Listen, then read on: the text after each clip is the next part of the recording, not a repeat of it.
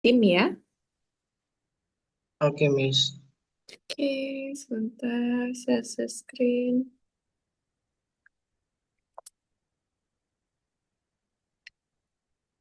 Oke, kelihatan Mas? Iya, kelihatan, Miss. Oke, baik. Jadi pertemuan pertama kita bahas dulu untuk pengantar bisnis ekspor. Karena Mas Fajar kan betul-betul mulai dari nol. Jadi kita bahas dari yang pertama banget, yaitu di pengantarnya. Nah, kalau dari Belantika kita tuh selalu punya tagline ya. Kalau di era digital sekarang, ya kita sebagai pelaku usaha harus mampu untuk beradaptasi, bersaing, dan juga tumbuh secara berkelanjutan. Inilah yang bedain kita ketika berdagang dan juga berbisnis sebenarnya, yaitu kata-kata berkelanjutannya. Makanya di Belantika sebenarnya kita nggak hanya mengajarkan untuk ekspor ya, tapi juga berbisnis pada keseluruhan atau secara umum. Nah, di sini kalau Belantika tidak hanya di pelatihan sebenarnya, tapi kami juga jadi mitra, terus juga bisa menjadi part bisnisnya teman-teman ya kalau misalnya ada produk-produk yang saling membutuhkan begitu. Nah, mungkin untuk visi dan misi kita tidak perlu terlalu jelaskan lebih detail ya. Nanti mungkin detailnya visi misinya Belantika bisa dicek di materi ataupun di company profile-nya Belantika. Namun untuk di kelas kita langsung materinya saja. Nah, tapi ini cukup penting saya sampaikan ya, background dari teman-teman member yang pernah ikut pelatihan sebenarnya nggak hanya jadi eksportir, tapi mereka ada beberapa yang jadi karyawan juga gitu ya untuk bekerja di bidang ekspor pastinya. Misalnya di bidang logistik, PPCK, pelayaran, ada yang bekerja di sektor eh, perbankan ya, sampai sekarang bahkan ada yang bekerja di perusahaan internasional trading juga. Jadi sebenarnya apa yang didapatkan di Belantika itu bisa diterapkan di berbagai macam inilah multidisiplin ataupun nanti di pekerjaan-pekerjaan yang masih sangkut pautnya dengan ekspor. Karena kan kita bahasnya betul-betul dari nol. Kalau PT atau perusahaan ekspor ini namanya adalah Belantika Indo Global.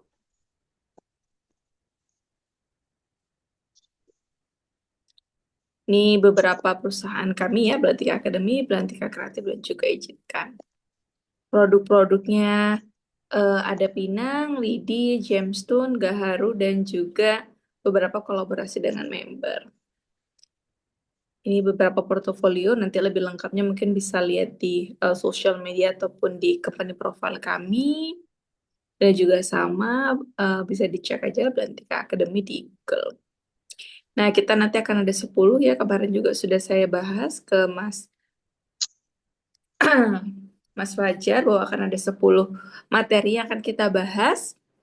Tapi kita mulai dulu dari pengantar. Kalau ekspor dan impor sebenarnya sangat jelas ya perbedaannya. Kalau ekspor yang menjual barang keluar, kalau impor yang membeli barang ke dalam negeri. Nah, tapi kadang-kadang ada orang bertanya, "Eh, kalau orang bisa ekspor, bisa nggak juga melakukan impor gitu ya?" Nah, ini belum tentu ya, karena impor ini sangat berbeda dengan ekspor. Bahkan saya sama sekali tidak ekspor di bidang impor, karena impor ini biasanya ada hubungan dengan customs untuk bea masuknya atau ada pajak masuknya. Ada perhitungan-perhitungan seperti itu, terus juga dokumen yang dibutuhkan untuk impor itu saya tidak menguasai. Maka kita hanya fokus untuk di perusahaan ekspor. Nah, sebenarnya proses ekspor itu secara sederhana bisa kita jelasin dengan adanya produk, kita promosikan, kita cari buyer, kita negosiasi, kita deal, kita lakukan pembayaran ya, produksi, dokumen kita buat, pengiriman dan barangnya sampai. Sebenarnya alurnya seperti ini. Nah, namun pasti tidak sesimpel ini ya, karena setiap stage-nya atau setiap langkahnya ada berbagai macam challenge lah ya, tantangannya, mulai dari produknya mungkin sulit dapatnya. Nanti kita akan bahas bareng-bareng. Nah, ini kita buka dulu pertama dengan mitos-mitos dalam bisnis ekspor.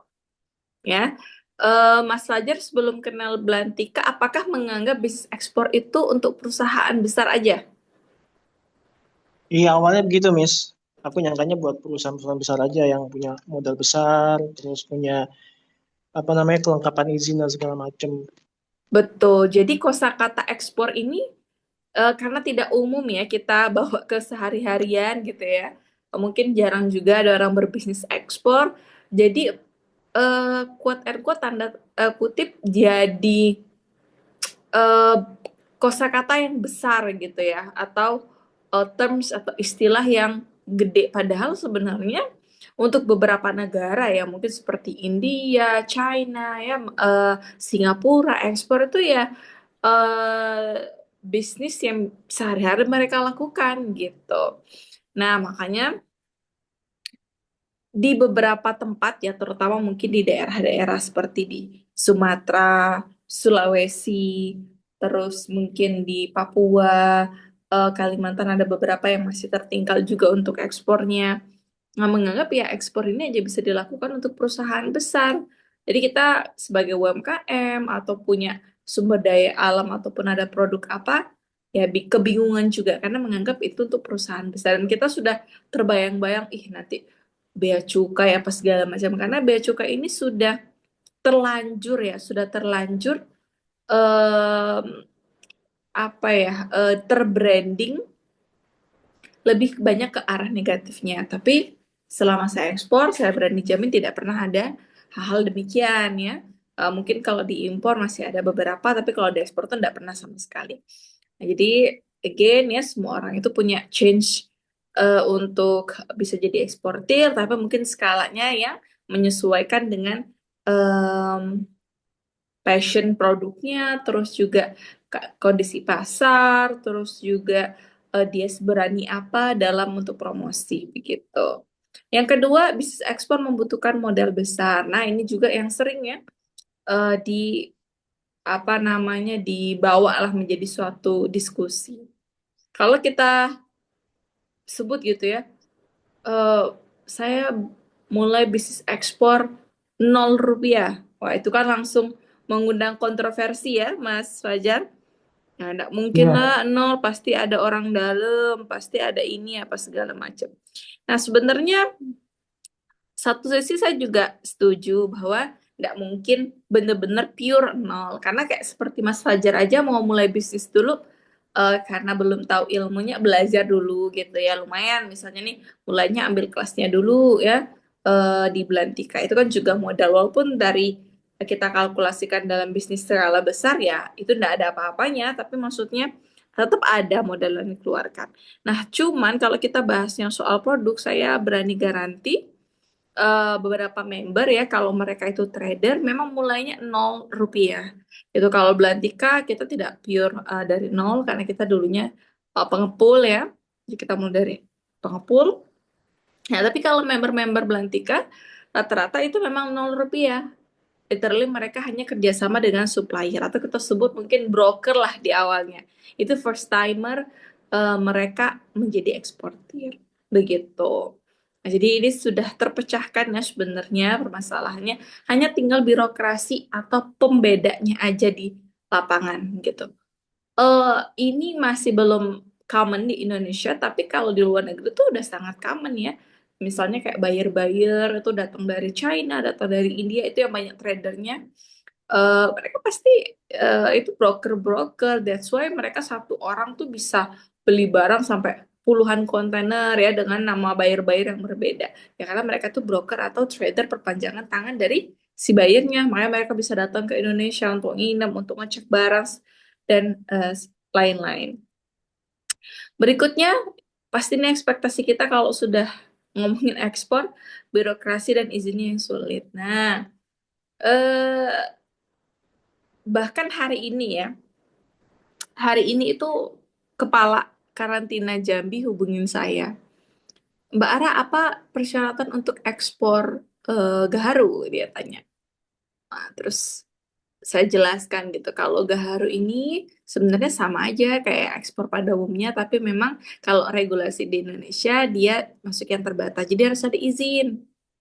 Nah, jadi ada perbedaan antara birokrasi ekspor dengan perizinan produk ya. Kalau perizinan produk apapun yang kita mining, kita tambang, apapun yang berasal dari hutan, kayu, itu pasti ada regulasinya, itu pasti, titik. Nah, kalau untuk ekspor sendiri itu Enggak sama sekali ya. Ekspor itu bisa dilakukan ya hanya dengan NIB dan NPWP. Nah, orang semua pasti kaget kalau dibilang kayak gitu. NIB dan NPWP, literally cuma NIB dan NPWP punya perusahaannya ya, kalau di atas 30 kilogram itu sudah dianggap ekspor skala badan usaha, wajib punya badan usaha, ya kita bisa melakukan ekspor. Nanti tinggal pembuatan PEB atau kita bisa pakai jasa PPJK gitu. Jadi nggak ada akun-akun stakeholder pun sebenarnya bisa karena ada yang namanya PPJK ya yang berurusan dengan kepabeanan begitu. Terus yang terakhir, bisnis ekspor hanya untuk produk-produk tertentu. Sudah pasti tidak ya. Memang ada beberapa yang dilarang, tapi tidak banyak. Produk-produk yang terbatas itu aja jumlahnya tidak sampai, mungkin cuma 100 ya. 100 pun paling banyak itu mining. Jadi turunan-turunan mining, mungkin batu bara, nikel, eh, pasir, silika, dan lain sebagainya itu ada turunan-turunan, itu yang paling banyak. Nah, kalau produk-produk yang sehari-hari kita lihat itu tidak ada peraturan ekspornya, hanya ya regulasi standar, untuk bisa melampirkan info spesies. Nah, di sini kita berikan faktanya. Nah, cuma karena ini bisnis internasional melibatkan dua negara ataupun lebih, jadi bukan peraturan di Indonesia aja yang kita perlu perhatikan, tapi juga peraturan di luar negeri. Misalnya ada beberapa negara yang mewajibkan produknya regis dulu di negara mereka, ya regis di karantinanya, regis di GACC-nya, macam-macam lah. Nah, itu kan tapi bukan soal ekspor, itu adalah kewajiban untuk impor. Nah, jadi dibedakan. Kalau ekspor kita tidak ada permasalahan, barang bisa dikeluarin dari Indonesia anytime. Nah, tapi kalau untuk impor si bayarnya, produk itu harus disertai misalnya tadi terdaftar di karantinanya mereka, terdaftar di Kementerian Perdagangannya mereka mungkin ya. Jadi agak sedikit berbeda antara ekspor dan impor. Begitu. Mungkin Mas Fajar ada mitos-mitos yang lain yang pernah terdengar mungkin? Apa ya? Paling yang saya pahami selama ini ekspor tuh jauh lebih sulit ketimbang impor justru.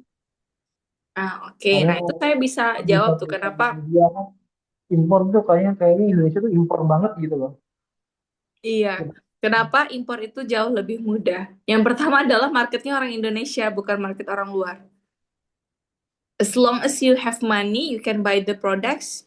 You can apa namanya sewa forwarder, beli produknya, masukin ke Indonesia, and you know the market, ya kan? Nah, tapi keuntungannya kira-kira apakah panjang atau tidak? Nah, kalau impor tuh sedikit ya keuntungannya tuh hanya untuk mas perusahaan, mungkin kalau ada tim ya. Kalau misalnya dampak secara luas, tidak seperti ekspor. Kalau ekspor ini kenapa digaungkan ya oleh negara? Yang pertama ya devisanya kita masuk. Terus ini supply chain-nya nyala semua, mulai dari bawah sampai atas. Gitu. Sebenarnya kalau ditanya apakah secara regulasi susah eh, ekspor, enggak. Kalau regulasi itu jauh lebih susah impor. Jarang ada orang bisa impor mandiri. Biasanya pasti mereka pakai orang ketiga. Nah, tapi kalau nyari marketnya ya sudah pasti ya Mas lebih kenal orang Indonesia kan dibandingkan kenal orang luar Iya. gitu. Tapi ya dampak ke negaranya gitu. Kalau ini kan tentang prinsipal aja ya, prinsipal seperti apa. Kalau passion-passion, nah, so far kalau kita masih di bidang ekspor karena kita memajukan daerah kita sendiri juga, itu yang paling masuk akal. Terus eh, sesuai dengan background kami lah gitu. Nah, kalau mungkin Mas Wandi ada momen impor juga boleh-boleh aja karena member-member kita ada yang impor ekspor, ada yang gara-gara impor dia mau jadi ekspor, gara-gara ada yang ekspor jadi mau impor. It's just about the passion and prinsip dalam berbisnisnya aja gitu. Tetap pasti ada minus and plusnya. Nah, kalau untuk perbedaan sebenarnya enggak perlu dijadikan eh, suatu challenge yang gimana-gimana. Karena di perdagangan internasional gitu ya, ini sudah sangat common, udah dari ratusan ribuan tahun yang lalu ya, trading over the seas ini. That's why ketika kita eh, berdagang di bisnis ini, ya bisnis ekspor, paling kita tinggal menyesuaikan dengan kemampuan masing-masing. Misalnya dari segi bahasa ya kita pasti nggak bisa rely on Indonesian only, kita mungkin harus bisa beberapa bahasa bahkan gitu ya. Jadi kalau segi bahasa ya bahasa Inggris, terus budaya ya. Kenapa sih penting kita belajar? Eh, I think bukan budaya saja, tapi psikologi negaranya itu seperti apa sih keadaan politiknya, keadaan ekonomi. Karena kita bisa paham bagaimana cara mereka bernegosiasi, kita bisa paham keadaan politik di sana apakah mempengaruhi nanti kita ekspor. Karena of course setiap kebijakan publik yang diambil suatu negara itu berdampak terhadap bisnis dan ekonomi yang keluar masuknya. For example, misalnya India ya, India itu adalah sister, brother and sister country for Indonesia. Tapi somehow India ini memberikan border atau em, apa ya, gate yang cukup sulit untuk masuk produk-produk Indonesia. Karena sejak dulu Indonesia tuh sudah surplus kepada India. Not only di mining ya, kalau batu bara kita sekarang pembelinya paling banyak di India, tidak hanya di spices, tapi produk-produk lainnya ya rata-rata itu diekspornya ke India. Makanya India tuh punya banyak sekali pelabuhan. Ada Chennai, Katupali, ada yang jauh-jauh ya dari China juga banyak sekali. Kalau nggak salah Belantika itu sudah masuk ke di India tuh 3 atau 4 pelabuhan ya, Chennai, Katupali, em, saya lupa, Mundra ya. Nah itu yang jauh-jauh. Ada beberapa pelabuhan yang mungkin jarang juga rutenya karena itu terusan dari si Chennai tadi. Ya karena mereka memang logistik terbesarnya masuk ke sana ya masyarakatnya juga gede gitu. Jadi perlu kita pelajari itu. Jadi mereka sejak tahu bahwa Indonesia itu secara surplus, ada beberapa produk yang dibatasi, terutama yang mungkin masih mengandung pro and cons begitu. Nah, tapi kalau yang masih ya itu memang kebutuhan utama negara mereka ya kayak batu bara tadi masih oke-oke aja sih. Seperti itu. Mata uang juga ada beberapa negara yang prefer menggunakan mata uang sendiri, contohnya Tiongkok. Nah, itu pasti lahir ya, born because politic decision, where mereka pengen menggantikan dolar dengan mata uang mereka ya, baik yuan ataupun pakai rupiah mereka juga pengen gitu. Jadi mereka tidak pengen menggunakan USD lah intinya gitu. Nah, mungkin dari Mas Fajar ada mau sharing-sharing dulu soal di bagian ini. Hmm, aman sih, Miss. Aman ya? Iya. Oke, next. Nah, tadi ya eh, sedikit kita bahas gitu. Kenapa kita harus ekspor gitu? Atau mungkin alasan saya pribadi deh kenapa saya ekspor. Actually, orang-orang yang berhasil untuk survive ya krisis waktu tahun COVID kemarin itu adalah pengusaha-pengusaha ekspor. Karena kebutuhan meningkat, terus juga bordernya benar-benar dijaga, sehingga yang survive mungkin perusahaan-perusahaan yang yang bergerak di bidang ekspor dan impor memang. Nah, Indonesia itu positioningnya walaupun belum cukup kuat ya kita itu masih negara yang terkenal akan bahan mentahnya aja, tapi kita sudah banyak sekali perjanjian perdagangan internasional ya. Mungkin dengan di Australia kita punya, di Korea kita punya, di Jepang kita punya, yaitu negara brother and sisternya kita. Itu udah ada perjanjian sendiri dengan India ya, Asian Indian, Pakistan, Indonesian Pakistan ya. Jadi ada beberapa perjanjian perdagangan yang udah terjalin. Terus yang paling saya senang ya, dan itu beyond, mungkin kalau orang bertanya, kenapa sih em, kamu sudah punya perusahaan ekspor tapi masih buka pelatihan atau masih aktif untuk mengajar gitu ya. Passion orang tuh beda-beda. Kalau saya pribadi, saya sangat passion untuk mengajar. Dan saya pun percaya bahwa ketika orang berkumpul dengan vision and mission yang sama, itu tidak mungkin pelit-pelit ilmu. Nah, itu malah quote and quote kalau orang yang pelit yang ilmu. Karena semakin banyak kompetitor, menurut saya, semakin banyak orang yang bergerak di bidang yang sama,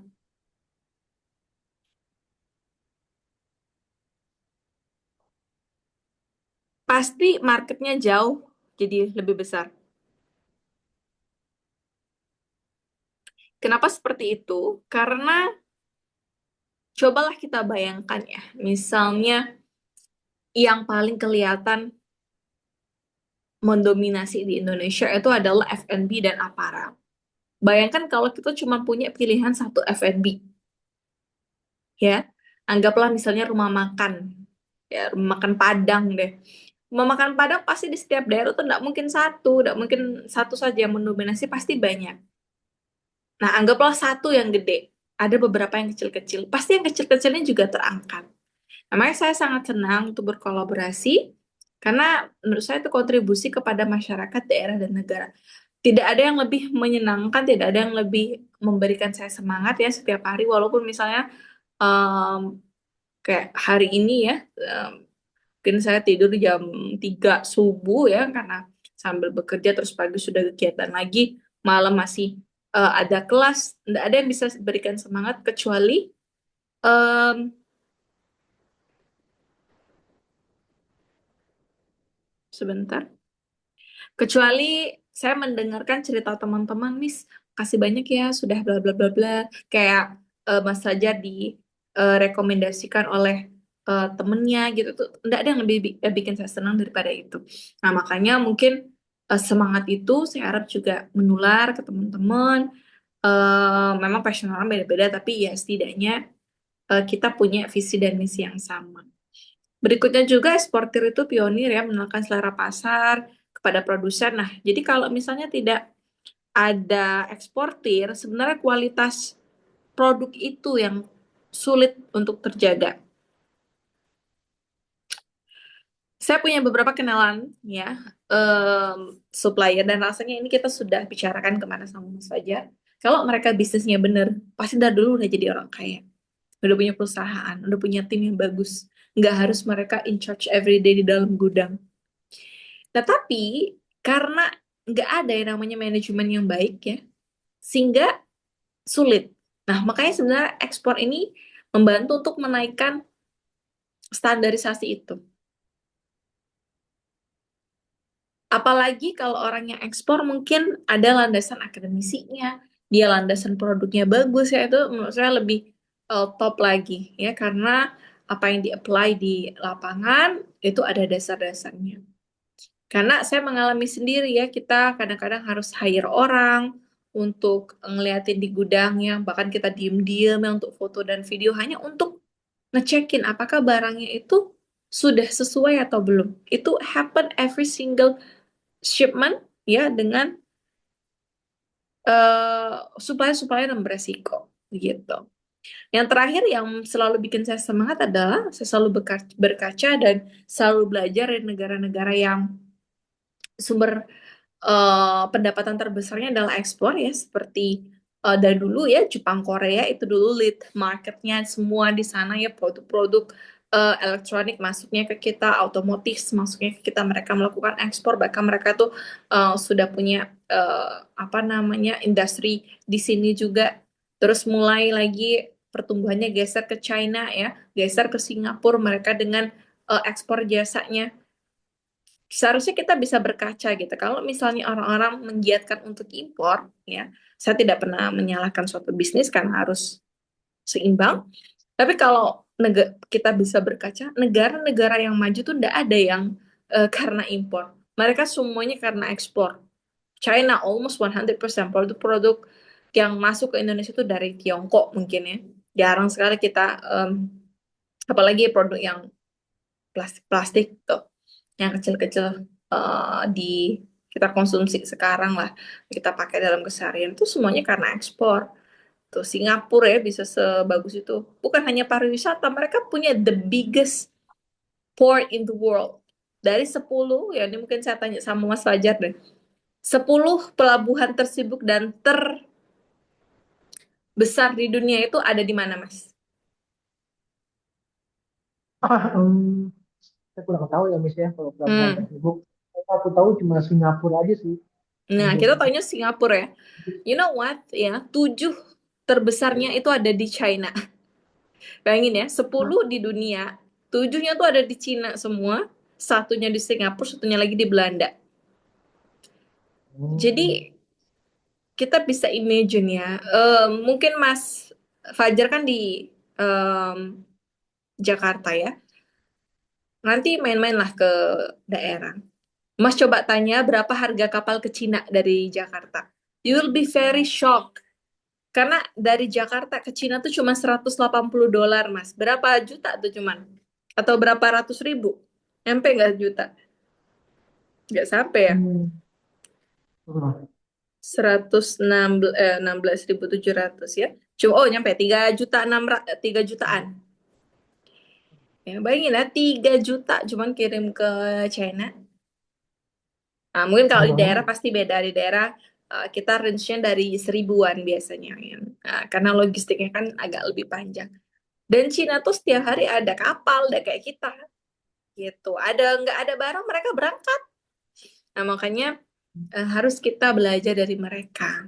Dan kalau mau dilihat perkembangannya ya, China itu sangat different dengan Indonesia, jauh sekali. Kalau boleh, kalau seingat saya, China itu perputaran tiap tahun itu triliunan ya, kita masih miliar gitu. Nah ini syarat-syarat ekspor tuh sebenarnya hanya memerlukan NIB sama NPWP. Mas Fajar udah ada NPWP pribadi? Aku belum ada Miss. Oke, saran saya nanti dibuat NPWP pribadinya ya, nanti dibantu sama tim saya. Tim saya pasti sudah chat Mas Fajar ya. Iya sudah sudah.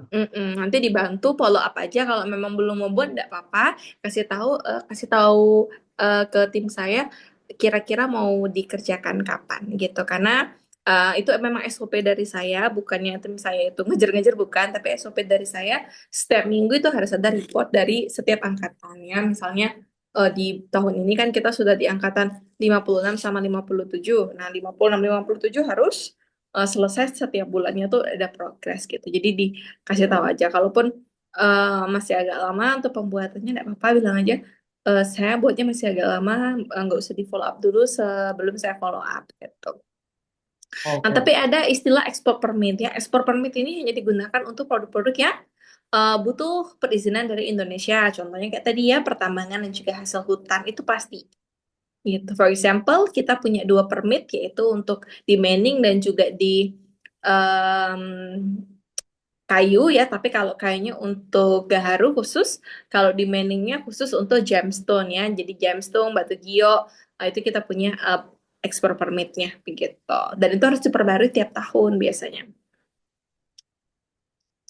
Nah, ini yang paling saya suka ya. Kalau di Belantika kita memberikan penjelasan soal resiko ataupun mitigasi itu di awal, bukan di akhir ketika pengiriman. Enggak. Ini resiko yang perlu diketahui. Ya, yang pertama resiko pembayaran. Kira-kira kalau dari mungkin Mas Fajar pasti sudah sering lah, karena udah pernah ikut pelatihan juga walaupun sekilas, kira-kira resiko pembayaran yang paling sering atau mungkin Mas Fajar akan hadapi itu di bagian apa? Iya masalah ini paling penipuan dari buyer. Oke, lebih ke fraud ya. Nah, tapi Ya. fun fact, selama kami ekspor, kami tidak pernah kena fraud oleh buyer. Nah, fraud ini selalu terjadi di supplier. Jadi chain pertamanya yang sering bermasalah. Tapi kalau sama buyer nggak pernah. Kenapa? Karena kita selalu mitigasi pembayarannya. Makanya Mas Fajar nggak perlu butuh sampai 1 jam ngomong sama buyer dan baru bisa memastikan apakah dia bisa untuk beli barang atau tidak.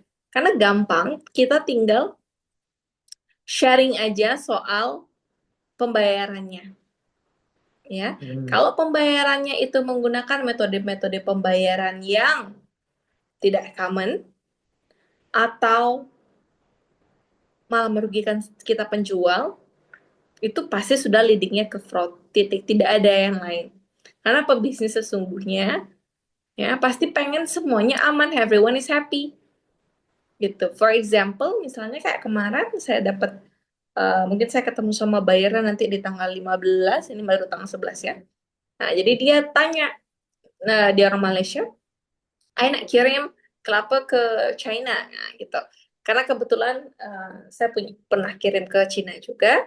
Jadi sharing-sharing lah sama dia. Betul GSS-in dah? Saya bilang enggak. Nah untuk pembayaran, saya bilang, saya pokoknya langsung tembak pembayaran. Pembayaran kayak gimana? Walaupun misalnya ini bisnisnya Mas Fajar deh, saya enggak involve di sana, saya enggak ada naruh duit di sana. Tapi saya pasti selalu tanya, pembayarannya seperti apa? Karena itu pasti selalu luput dari pertanyaan. Saya bingung juga ya, kenapa itu enggak ditanyain di awal. Pembayaran itu wajib ditanyain di awal. Alasannya dua. Yang pertama, kita bisa tahu leadingnya apakah ke fraud atau ini bisnis sungguhan. Yang kedua, kita bisa kasih diskon kalau pembayarannya bagus. For example, misalnya kita jualan di harga 2.300 per metric tonnya. Sebenarnya bottom price-nya bisa di 1.900. Tapi karena pembayarannya bagus ya, misalnya dia kasih DP agak gede 70% di depan, apakah Mas Fajar nggak mau kasih diskon ke bayarnya? Pasti kita Pasti sebagai dong. pembisnis ya speak-speak lah. Ay, kamu kalau ngasih 70%, bolehlah saya turunin jadi 2.300. Sorry, Hmm. jadi 2.100 misalnya. Karena kita bottom price-nya masih jauh, masih 1.900. Kan Iya, jauh tuh iya, iya. 2.300 ke 2.100. Kalau dia Hmm. punya modalnya gede ya si bayarnya. Nah, kembali lagi ke cerita si buyer tadi, dia bilang bisa bisa tak pakai SBLC. Jujur saya nggak pernah pakai istilah SBLC ya. Saya tahu ada yang jenisnya SBLC, but I do um, understand the meaning, tapi nggak pernah mengerti prosesnya karena selalu pakai LC at site atau TT biasa. Itu yang paling aman atau the safest-nya. Nah, karena kita tidak mau buru-buru untuk mengedilkan gitu ya, walaupun dia kayaknya kelihatan serius banget, jadi saya bertanya dulu ke bank ya, SBLC itu seperti apa. Malam-malam tuh saya telepon orang bank ya, SBLC itu kayak gimana sih, jelasin dong prosesnya. Oh, ternyata SBLC itu seperti bank guarantee. Oh, saya paham, kalau bank guarantee pasti tidak aman kita sebagai penjualnya, karena eh, bank guarantee ini eh, kita disuruh kirim dulu barangnya ya kepada si pembelinya gitu. Jadi dia menggaransikan ke bank begitu. Bahkan kita sebagai penjual eh, sering di apa namanya eh, tahan dulu pembayarannya, atau mungkin malah disuruh di deposit dulu ya untuk pembayarannya gitu, bahkan kita yang deposit gitu, jadi kita yang menggarantikan ke bank bahwa kita benar-benar akan mengirimkan barang gitu. Jadi saya bilang tidak bisa. Nah, kalau kita tidak paham hal-hal seperti itu, pasti tidak akan jalan negosiasinya. Makanya nanti Mas Fajar ketika di bab ketiga, saya selalu request ke teman-teman di bab ketiga itu kalau bisa pagi atau siang ya. Nah, karena itu materinya agak panjang, soal pembayaran dan juga perhitungan harga itu harus fresh gitu. Yang kedua, resiko Tapi, kualitas ataupun reject. Nah, orang hmm. selalu bilang, kayak gimana kalau barangnya dibalikin? Ini Ya, jadi barang jadi dibalikin itu di ekspor apa? impor tidak semudah kita balikin kayak di JNE, JNT atau Shopee ya. Nggak kayak gitu. Kalau di ekspor impor nggak mungkin barangnya itu dibalikin lagi ke kita. It's impossible. Itu either dua ya. Itu ditenggelapin di laut ya, atau kamu uangnya nggak dibayarin. Itu aja. Kalau untuk reject. Ini, Makanya pembayaran harus lunas di depan. oh, sorry nih. Ya, gimana Mas? Sorry nih, aku potong. Aku mau nanya tadi dikit aja terkait masalah fraud tadi, yang masalah risiko pembayaran. Mm-mm. Tadi kan yang paling sering terjadi itu fraudnya justru dari segi suppliernya kan. Betul. Itu contohnya ada Mas, pengalaman Mas yang biasanya supplier nih mungkin bisa jadi agak nakal nih nanti di masa pembayaran. Many things ya mereka caranya. Ada yang bermain di kualitas, ada yang bermain cara pengiriman, ada yang bermain. Karena kan kita tipe pembeli itu beda-beda ya Mas ya. Ada yang mungkin dia tanam uang di sana, gitu ya. Ada yang beli ready stocknya, ya. Jadi kayaknya udah pernah kena semua lah kita. Yang tanam uang kita lihat oh orangnya bagus ya, dia juga ngerti barang, kita datang ke gudangnya aman semuanya. Pas bayarnya datang, kadang kita trading company, bayarnya datang nggak ada barangnya at all. Katanya inilah terjadi penyusutan lah apa segala macam. Itu happen many times ya. Makanya gimana sih caranya untuk meregulasi? Sebenarnya yang paling penting itu adalah regulasi ya. Orang-orang seperti itu harus bisa dihukumkan itu, harus ada peraturan yang ketat terhadap kita kan sebagai konsumen berarti ya.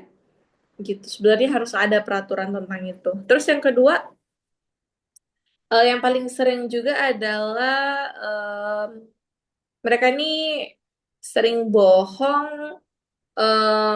Sebenarnya tidak ada masalah. Misalnya satu supplier itu supply ke banyak orang, saya pun tidak pernah strict ya.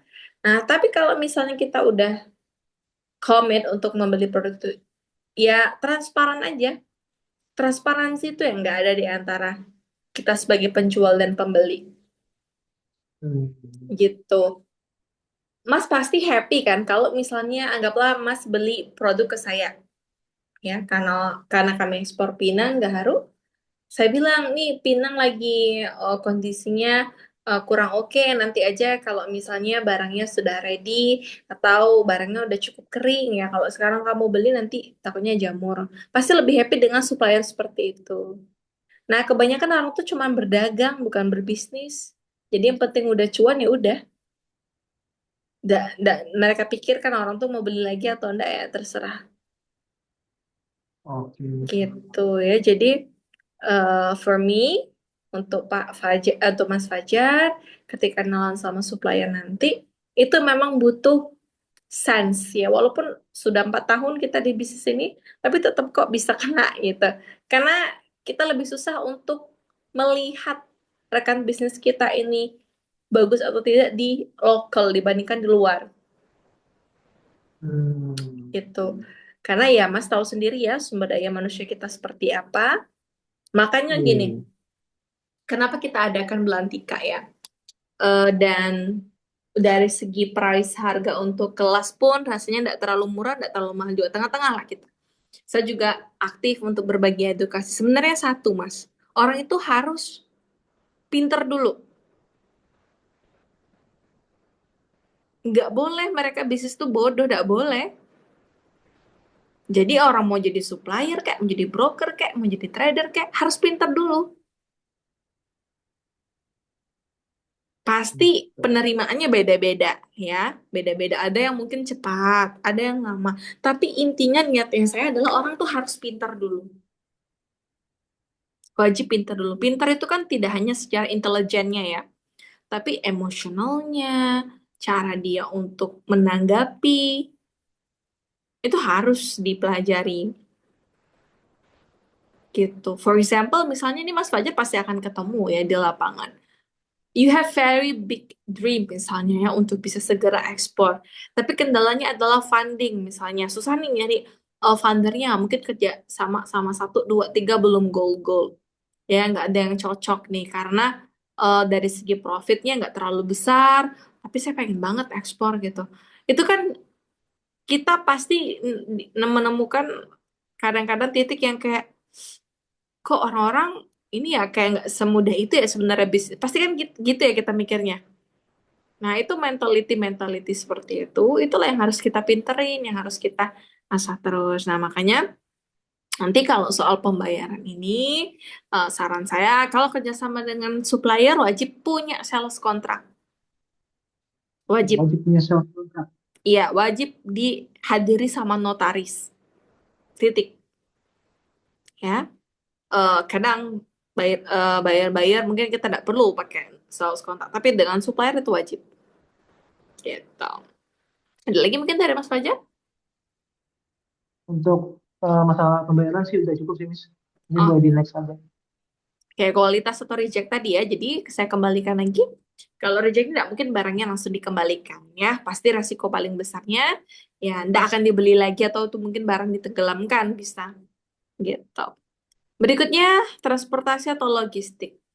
Ya, kalau ini jelas di daerah-daerah itu sulit ya untuk mencari vessel. Sehingga eh,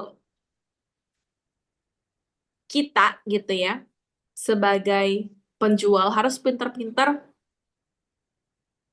bernegosiasi dengan buyer. Mungkin kalau teman-teman yang tinggal di Jakarta, tinggal di Surabaya, Semarang ya pelabuhan-pelabuhan besar, it's not the big problem ya karena vessel semua standar di sana. Tapi kalau di pelabuhan-pelabuhan kecil itu beda cerita ya apply-nya gitu. Jadi apalagi mungkin eh, terjadi scarcity ya kayak kelangkaan kontainer itu pernah terjadi di tahun 2024. Saya masih ingat banget pengiriman ke negara luar itu start dari 4.000 USD itu kan gila ya harga 4.000 tuh nggak pernah paling mahal itu 3.000 tapi menyentuh 4.000 tuh sama sekali nggak pernah. Nah itu ketika terjadi kelangkaan atau yang sekarang saya alami ya, saya sudah mengalami 4 kali cancel pengiriman ya, padahal tuh barang udah saya stuffing dari awal Januari, tapi sampai sekarang barang saya belum berangkat dari Pelabuhan Pontianak karena terjadi mati mesin ya feedernya dan feedernya memang nggak banyak ke Pontianak itu. Gitu. Can you imagine every single time I need to ask the shipping line udah berangkat belum, udah berangkat belum, udah berangkat belum. Saya juga jadinya stres gitu ya. Beberapa hari ini jujur saya kurang fit, ngerasa badannya mungkin karena banyak tekanan juga gitu ya dari beberapa apa namanya tempat gitu karena barang nih nggak bisa keluar, kita harus cari alternatifnya seperti apa juga bingung. Jadi sekarang itu lagi agak sulit lah kalau untuk di daerah-daerah Kalimantan ya Sulawesi saya nggak pernah kirim dari sana. Kalau Kalimantan ya lagi agak sulit nyari kapal. Tapi kalau dari Sumatera ya, alhamdulillah lancar-lancar aja bahkan kita juga baru staffing kemarin. Nah, berikutnya resiko yang tidak diduga ya, misalnya kayak gempa bumi atau kayak kemarin pernah terjadi kecelakaan di Baltimore, Amerika ya, dia nabrak jembatan itu. Nah, itu kan risiko yang tidak terduga. Makanya penting ya untuk cover asuransi. Nanti kita bahas asuransi itu di next pertemuan.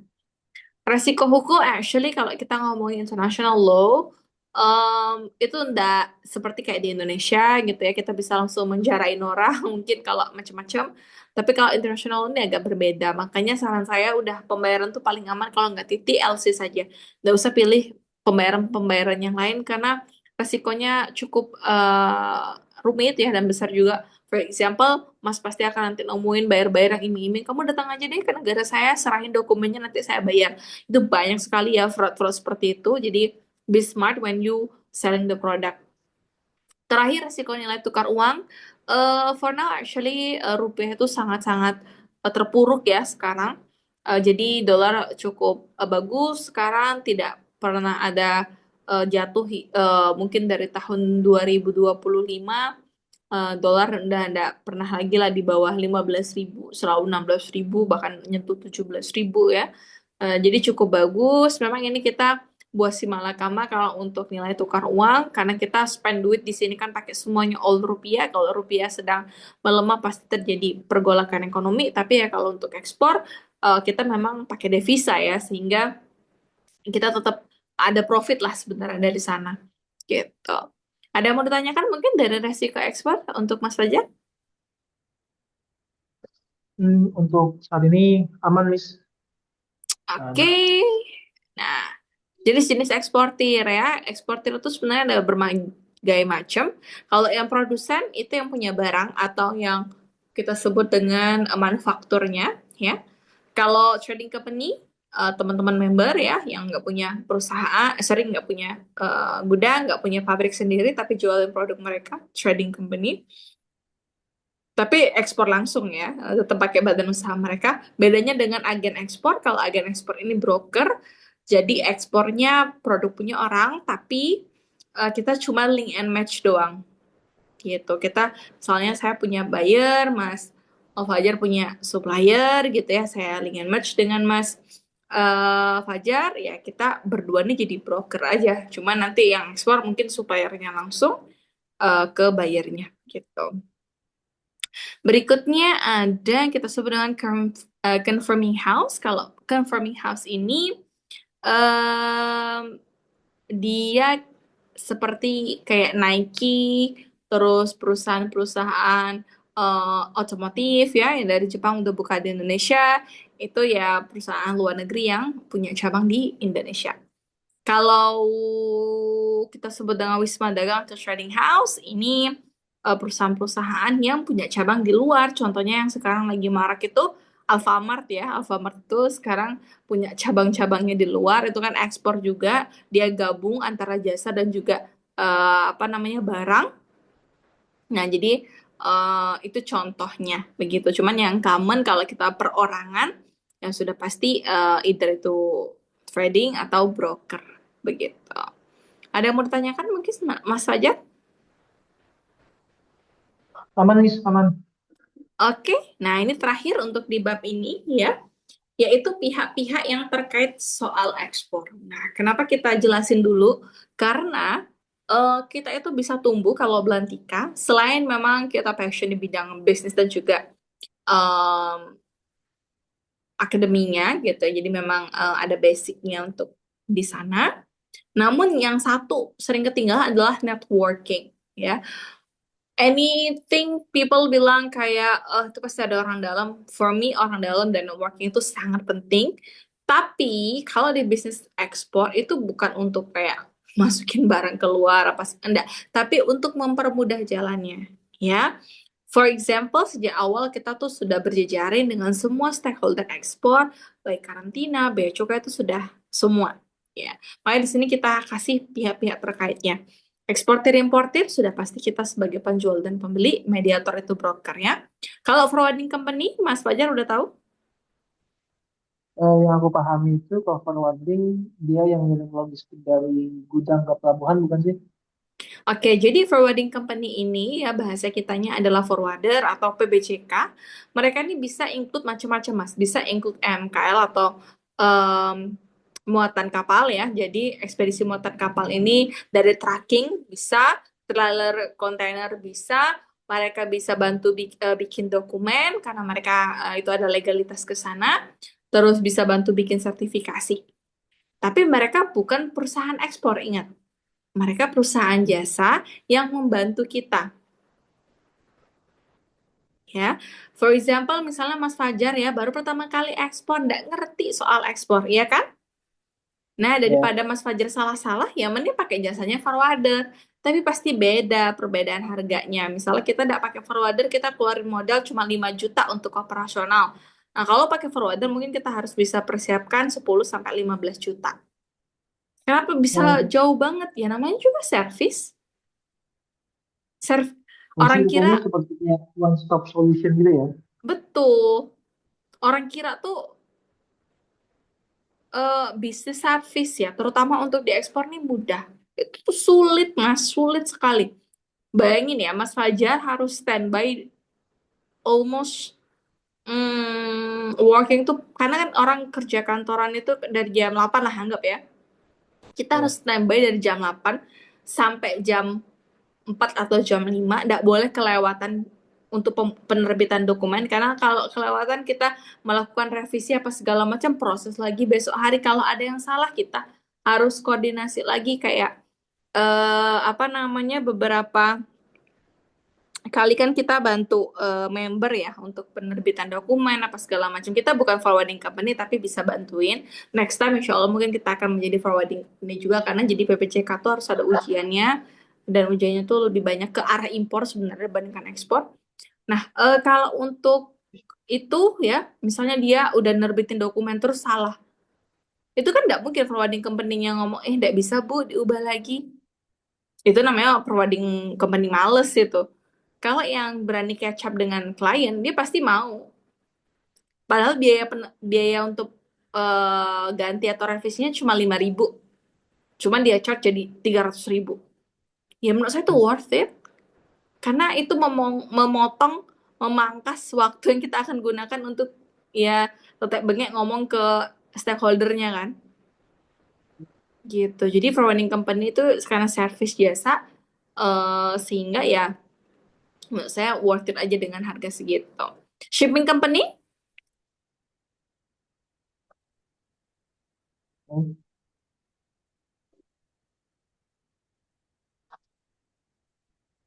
oh, Ya, shipping company apa nih? ini perusahaan apa? Apa namanya? Kapal ya? Betul Perusahaan ya, kapal. perusahaan kapal. Kalau bea cukai, tahu lah ya. Iya, oh, udah Kalau terkenal di dinas, berita. kalau dinas terkait dengan ekspor mungkin Mas bisa sebutin nggak? Yang aku tahu itu diantaranya Disperindak, terus Abdak, Mm-mm. Terus yang ada apa Indonesia lagi? juga termasuk. Ada apa Mas? Terus, iya maksudnya Disperindak, ada Mm-mm. apa namanya Abdak, Iya. terus ya bea cukai sebenarnya juga termasuk. Sama apa lagi ya? Eh, Hmm, ada yang dan, namanya karantina. oh ya karantina. Itu kan instansi terkait ya tadi dinas terkait. Terus bank sudah pasti ya kayak kemarin saya ada kendala untuk bertanya apa sih pembayaran ini pasti nanyanya ke bank. Kalau surveyor, Surveyor itu yang bikin ini nggak sih, Mas? Yang sertifikat itu. betul. Jadi surveyor ini biasanya untuk mutu atau kualitas produk ya ke certification baik dari segi pengiriman tuh bisa Mas. Jadi ada namanya aduh saya agak lupa namanya not report analysis. Aduh, ada istilahnya saya nggak pernah pakai soalnya jasa ini. Dia misalnya kita mau pengiriman barang ke India nih. Nah, nanti si surveyor ini menilai apakah semuanya sudah sesuai dengan SOP atau sales kontrak kita. Itu namanya either project report atau apa, saya agak lupa ya nama certificationnya apa. Itu bisa surveyor punya. Sertifikasi produk sudah pasti ya, mereka punya. Bahkan kayak fumigasi itu juga mereka punya sebenarnya gitu. Cuman untuk sekarang sih kebanyakan prakteknya di lapangan yang melakukan fumigasi itu independen ya, tidak dilakukan oleh surveyor. Surveyor ini berbagai macam, Mas. Mas bisa menemukan surveyor yang top tier ya. Seperti Kasurin, Sukopindo. Kalau yang versi luar negeri ada SGS, ya SGS ini mirip-mirip kayak custom sebenarnya. Tapi ada juga yang level-level standar ya itu mungkin yang kita sebut ya survei receh-receh, nggak perlu kirim sampel misal, tapi kita bisa terbitkan sertifikasi ada. Jadi tergantung kebutuhan sebenarnya. Apakah saya orang yang pro-pro aja soal itu sebenarnya itu juga plus minus ya. Karena memang services di Indonesia ini untuk survei it's so expensive dan itu nggak masuk akal harganya. Jadi dan tidak ada sosialisasi juga sehingga kita nggak tahu kenapa bisa sama hal itu gitu. Bayangin ya perbedaannya itu bisa di 2 sampai 3 kali lipat per sertifikasi. Jadi sangat disayangkan kalau mereka jual mahal seperti itu gitu. Pasti Mas nggak pernah kan ada berita-berita sosialisasi dari apa namanya surveyor ya Sorry kayak gimana, Miss? pernah nggak dengar ada, tahu nggak surveyor BUMN di Indonesia apa? Maksudnya belum tahu kalau masalah surveyor. Sukovindo, ya. Sukovindo sih Itu pernah dengar ya namanya. BUMN. Pernah nggak ada sosialisasinya? Nggak pernah ada. Oh, Mereka nggak pernah hadir di acara-acara pelepasan, nggak pernah ini. Kayak gimana orang mau catch up? Padahal iya, iya. surveyor itu global atau international recognize. Ya, jadi sangat disayangkan sebenarnya. Yaitu fakta di lapangan aja yang saya mau sharing. Ya tadi ya embassy atau teratas atau kita sebut juga dengan atas perdagangan, jadi bahasa Inggrisnya itu trade atas, insurance company of course karena kita akan berhubungan dengan barang, pengiriman barang ya. Dan terakhir ada kamar dagang industri atau Kadin. Tergabung nggak nih Mas di Kadin? Kenapa?